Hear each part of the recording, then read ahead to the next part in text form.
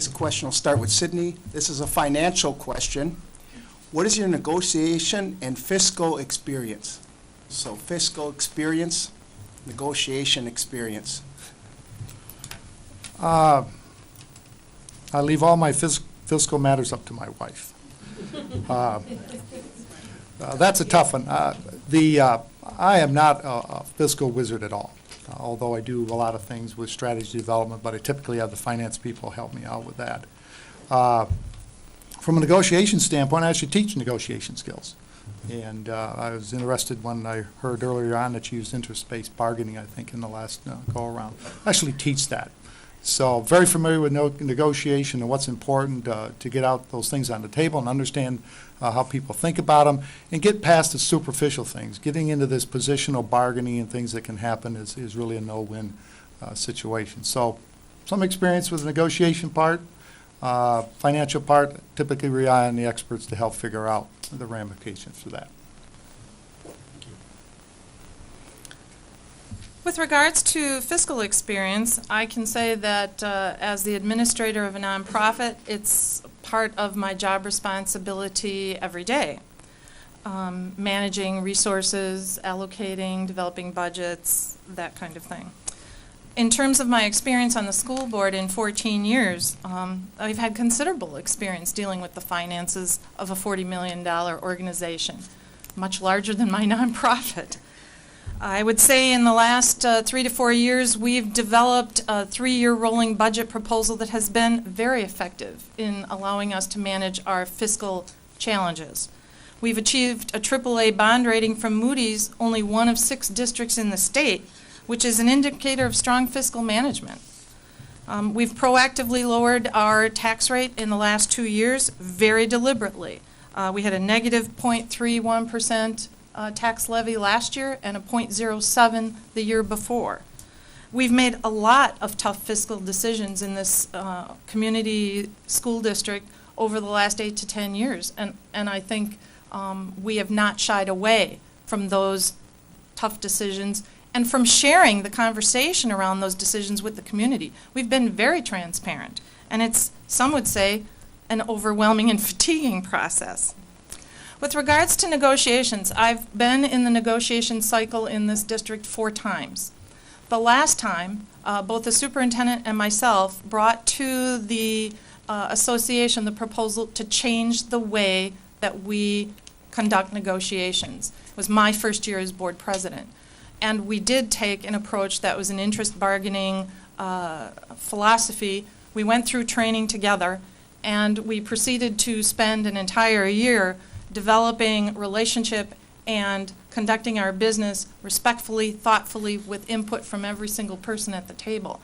I would say to you that that has, in that last year, more than anything, developed a growing relationship with the association that we're really looking forward to cultivating further. So I've had considerable negotiation experience here in the district, as well as fiscal, both here and in my job. Thank you. For, I'm going to guess, 15 negotiation sessions. I was either a member of the Teachers Association bargaining unit or the School Boards Association bargaining unit, depending on whether I was a teacher or an administrator. That was a little awkward for a while, frankly, but I have bargained for parts of 33 years. From the fiscal standpoint, for 25 years I've been the executive secretary of the North Shore Conference. What does it mean? It means very simply that my job was to be the secretary to the principals at their meetings and be in charge of the athletic directors at their meetings. We had a budget. It wasn't great, but it was somewhere in the neighborhood of $30,000 a year. And my job was to make that budget stretch as far as it could go. That was accomplished. When I was the athletic director at the high school to the south, which shall remain unnamed, we had a budget of somewhere in the neighborhood of $700,000. We never went in the red. This question is for Suzette first, and then Jim. What are the two most important areas of curriculum that need to be strengthened in the district that you see?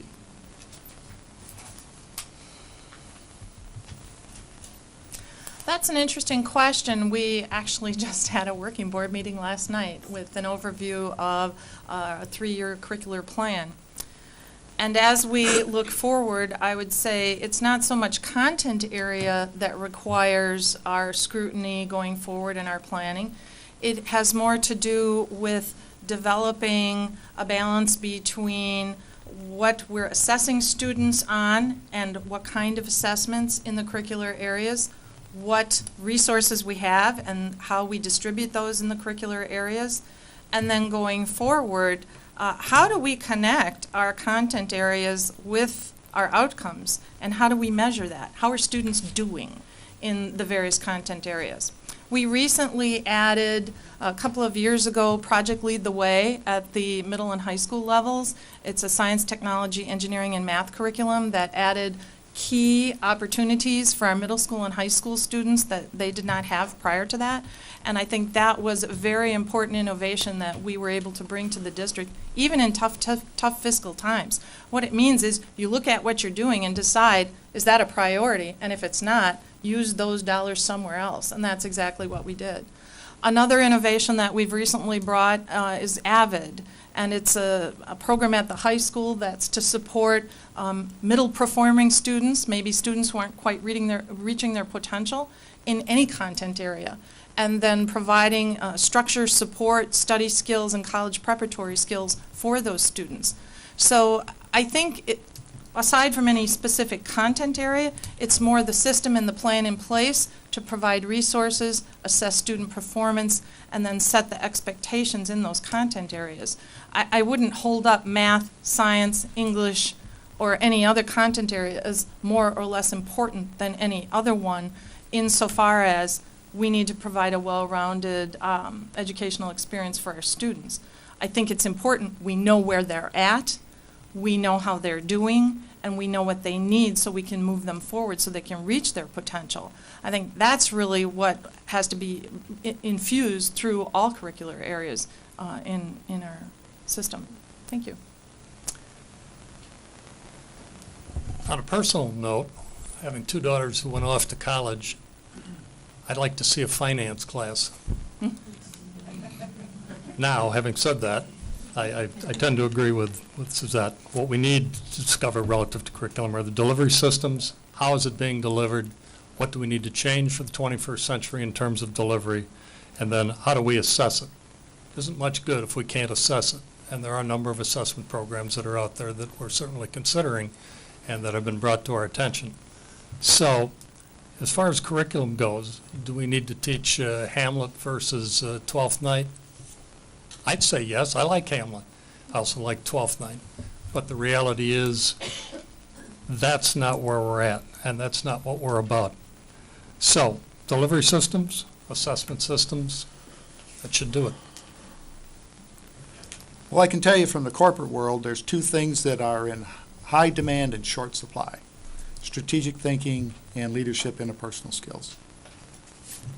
And if you can crack that nut, this system will set itself apart from any other system. And I would say that this is where the master teacher comes in. This is where the person who can connect the dots and can help students make that, because that's what gives me employment today. I am rolling out a global leadership development program with leadership skills and strategy development skills because they're so missing. I'd like to move on to other things, but right now it's a kind of, I guess, job security, if you would.